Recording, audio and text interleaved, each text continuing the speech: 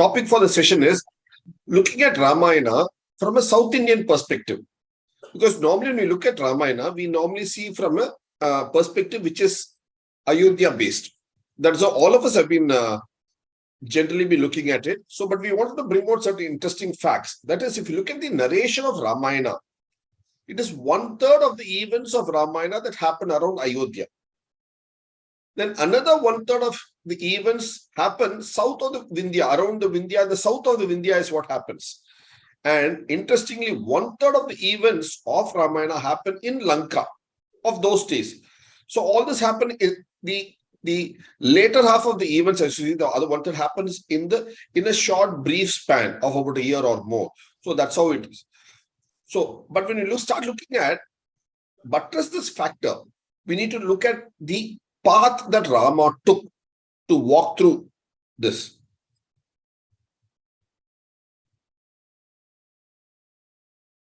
See, this yatra of Rama, the Ayana, Ramayana that happened probably about 7,100 years ago, is this the path that he took? So it was a very north-south path.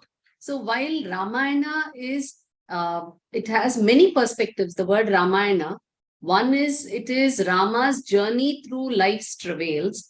It is also a spiritual journey, and not just of Rama, it is also about many of us who have to go through a similar spiritual journey.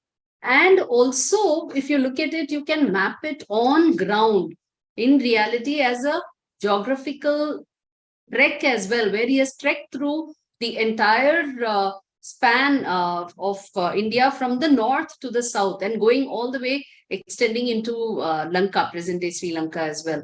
So this is a beautiful aspect of Rama. And what we wanted to highlight here are two aspects in Rama's life and also subsequently in the history connected around Rama, which when looked from another perspective, especially from a South perspective, gives a very different, I wouldn't say different, but has another narrative as well, which needs to be spoken about in present times too, because it is a nice narrative that shows how the North and South of India have been connected and united right from the times of Rama himself.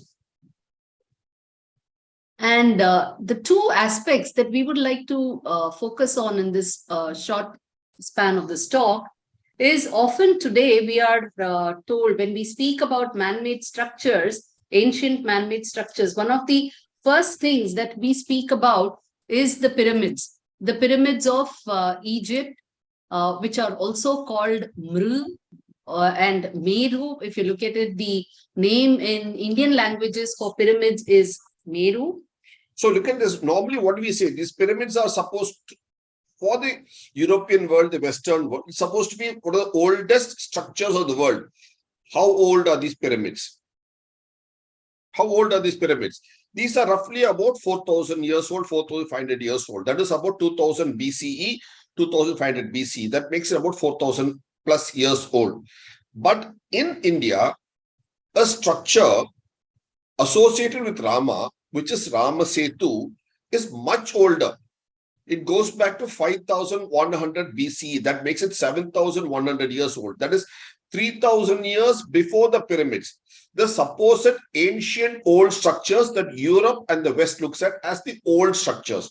So among man-made structures of the ancient era of antiquity, the Indian structure of Rama Setu, which is called Nala Setu by Rama himself, goes back another 3,000 years. That means we have a structure that's almost double the antiquity.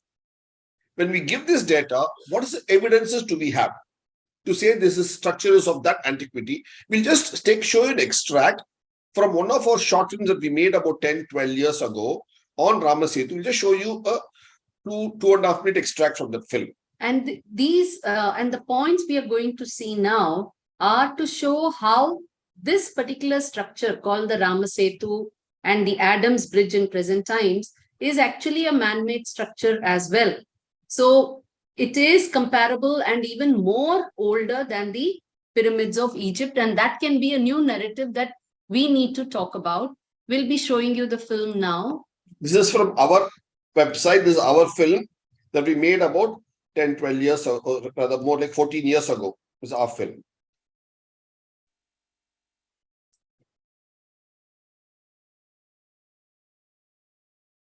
Construction in great and specific detail. This level of detailing of bridge construction urges us to examine the details. This construction detailing can be studied from the aspects of survey, planning, and civil engineering involved. Rama and his team seem to have surveyed this land for a possible bridge construction site. Nala introduces himself as a biological descendant of the Vishwakarma clan and offers to build this bridge. Rama accepts his credentials and appoints him as the chief engineer. Under the command of Nala, the Vanara army go about building this bridge on the sea ridge. Let us examine the civil engineering techniques employed in this bridge construction. The first is the foundation details. The text very clearly states that wood from a variety of trees, the names of which are mentioned here, were first piled on the sea ridge to give a pile foundation or wood cushion effect. It was on top of this the large and small stones were piled on. This animation here shows us clearly the seabed from which the sea ridge rises as an outcrop, which is natural and undulating. On top of this we have the trees, then the stones, large and small, and finally we have the flat finished level. Even to this day, the remnants of the bridge have this flat finished level. Due to the passage of time of many millennia, sand has accumulated over the structure, and what we are able to see now is mainly sandbars and shoals.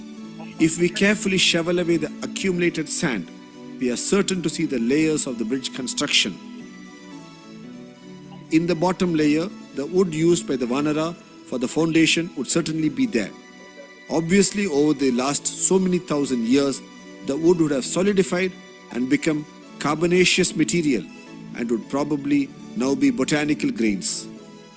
The text then speaks of the Vanara holding ropes on both sides of the bridge being constructed and the wood and the stones being piled between them. The text clearly mentions that the Vanara held ropes for many yojana to build the bridge in proper linear alignment. From this description, it is clear that it was not just random throwing of stones, but a planned effort which took into consideration the concept of linear alignment, which is even today evident from the aerial photograph of the bridge. The distances they covered each day is also mentioned in the text. In the text, it's explicitly mentioned that the total length of the bridge was 100 yojana in length and 10 yojana in width. This is a 10:1 ratio. Today, at actual site conditions, the Rama Setu or Adams Bridge measures to 35 kilometers in length by 3.5 kilometers in width. This is also a 10:1 ratio. After the victorious battle with Ravana, while returning with Sita to Ayodhya in the Pushpak Vimana, they fly over this bridge. Rama then points this bridge to Sita and states as to how difficult it was for them to construct and how it was only Nala, the engineer par excellence, who could execute it, and Rama calls it Nala Setu. So this is an extract from our film, which is there for all to view in our website, BharathGyan.com. So there for all of you to see. Please watch it at a convenience. We just, for this program, we just showed you a brief 2-minute extract out of the film.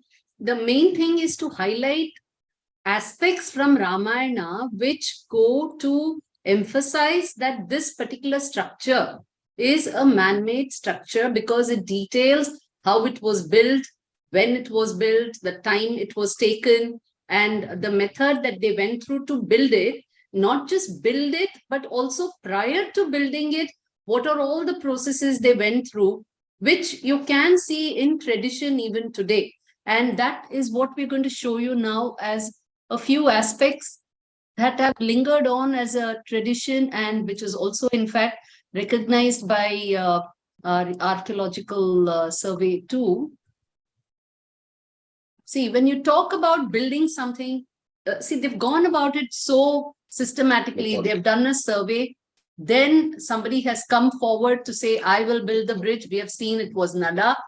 And then planning and execution. And then eventually we see how Rama himself is saying that this was constructed by Nala, and he calls it the Nala Setu. So for survey, what are the evidences we have? We normally see this extract in the Valmiki Ramayana about the interaction of Rama with Samudradeva. And Samudradeva says that I will show you a place. By nature, I cannot be shallow. I have to be deep. And I have to have all the different creatures. But I will tell you a place from where you can cross. Now, but this comes, and we've seen so many lovely depictions in art and various forms. But this comes, if you really look at it, there are three places in South India, and which are associated with the aspect of Rama trying to cross over to Lanka. The first is at Kodikarai, and which is today called Point Calimere. And here in Kodikarai, this is called Ramar site, and it's also a biodiversity area. So that's the site one, which is called as the, so this is the place, actually this is geographically very close to Lanka. You can see Lanka on a clear day from here. You can view Lanka actually from there. It's close. But and there is actually a place called Ramar Padam where Ramar is supposed to have come and physically look for this. So this is an archaeological site of India from the year 1901, 1902. So it's a century-old archaeological site of the land. And it's a protected monument. So we have this data which very clearly says that probably this was looked at as point one.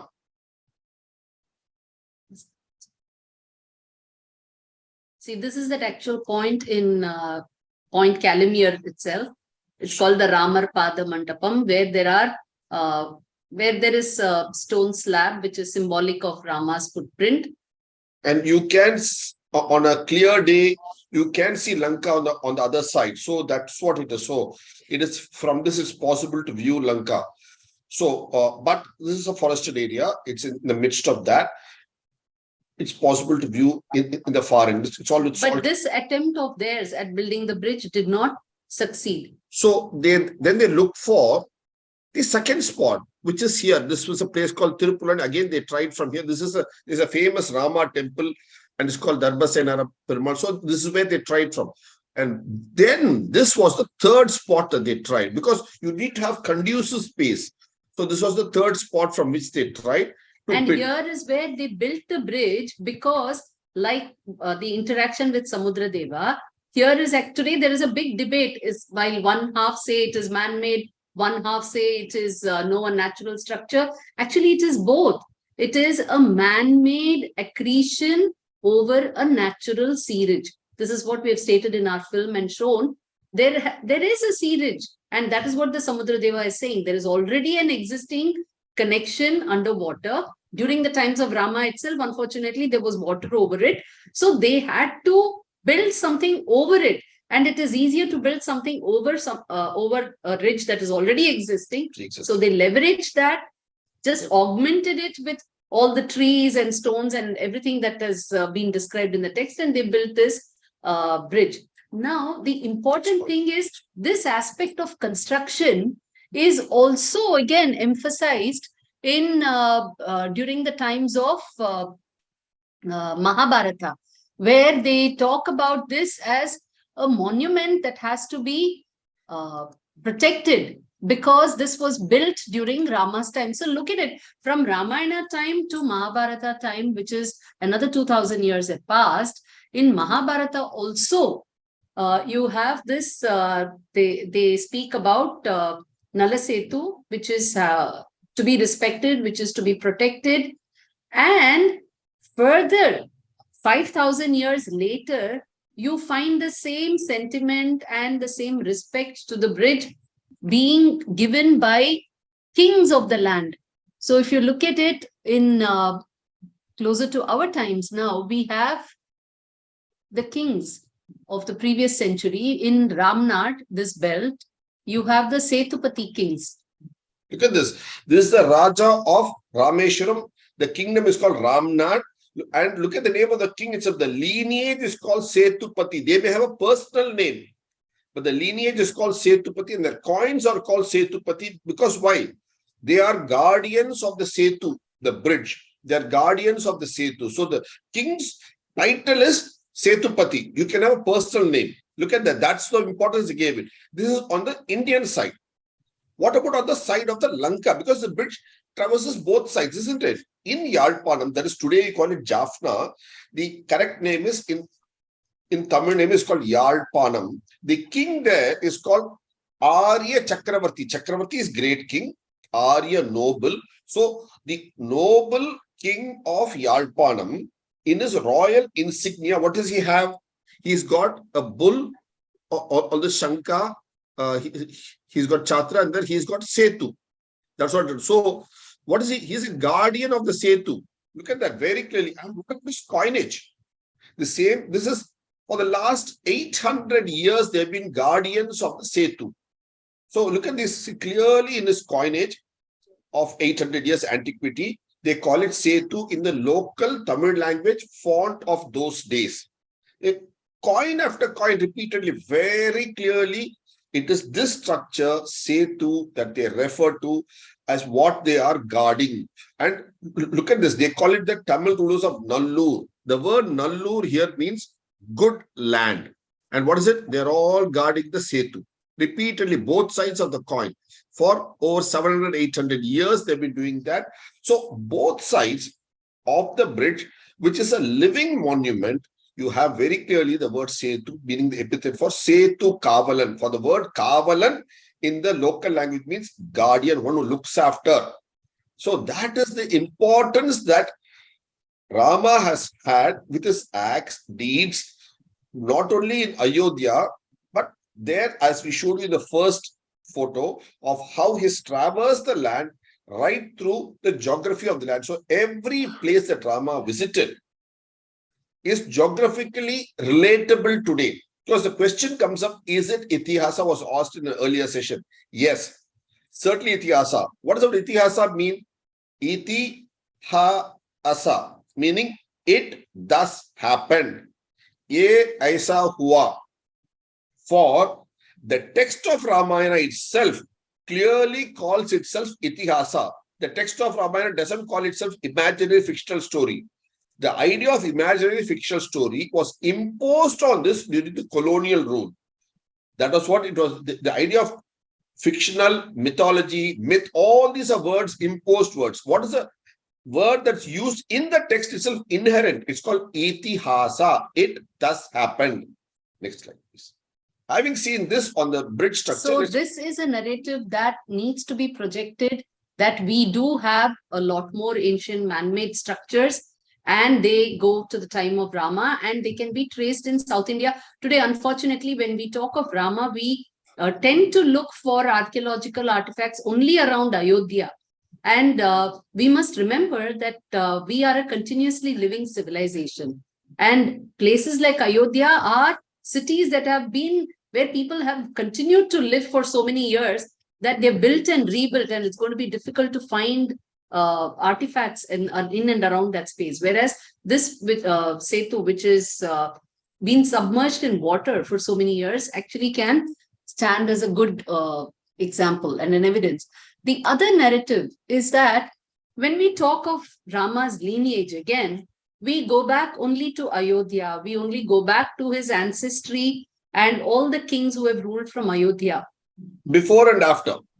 We seldom look for the descendants of Rama who have spread all over India and all over the world as well. We have written about this in detail in our book, Ayodhya, War and Peace. But here we would like to highlight a few of them who have been famous in the south, and they claim their descent from Rama. So we will start with in Andhra Pradesh, central Andhra Pradesh, there's a place called Chebrolu. It's a famous inscription. Just show you one quick snapshot of it and move forward. Yes.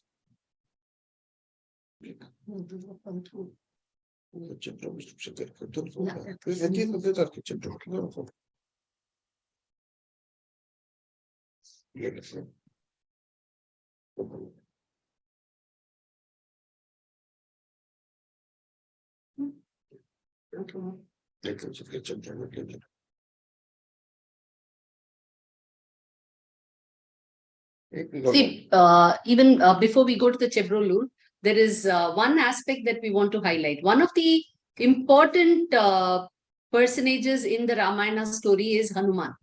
And Hanuman in the Telugu language, he is called Banta. Banta meaning a follower. Bantu. In Telugu language, Banta, Bantu means that person who is an attendant, who serves somebody else. And for Hanuman, he was always in the service, eternally in the service of Sri Ram, being a Chiranjeevi as well. So Banta is a follower of Rama, Hanuman, and therefore Rama as well in Andhra, Karnataka. And therefore we have had a lot of surnames like Bantu, Bantulu, and we have written about this in detail in our book, online book on Tiruvenkatam, Tirupati, that is. And we'll just like to show you that even today, you still have these kind of surnames, Pantulu. So look at this tradition of people associated with Rama's times, continuing Hanuman, they continuing even today. So in their surnames, you still find traces of Ramayana and the story of Rama. In fact, the first chief minister of the state of Andhra Pradesh himself is a Pantulu, and he's proud about it that he is a descendant of that lineage, that hoary lineage that comes from the times of Hanuman onwards. And when I look at that, he is the first chief minister, Tangaturi Pantulu. And then you look at this, the person who made the award-winning movies in South India, those days, that is in the 1930s, 1970s, 50 years, he was a Bantulu who made all the mythological movies, as they used to call it those days. He was a proud person. And all the famous movies of the South were made by him. And next, many of you from South India have heard of this Amritanjan pain balm. It's a famous pain balm. Before all the so-called modern pain balms came, that was the one. The person who sort of came up with the formulation did this was another Pantulu.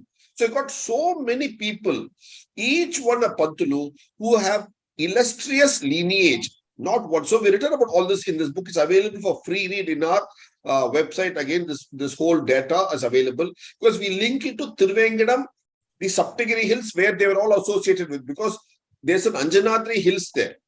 So we link it to that. Now, having said this, now let's go to the next. We'll look at the other kings of this land who were associated with Rama's lineage. We have just the Chebrolu exception.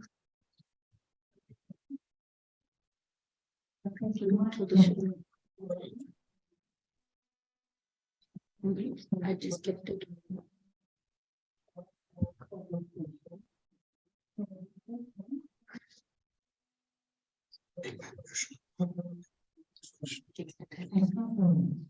One second, just get to that slide.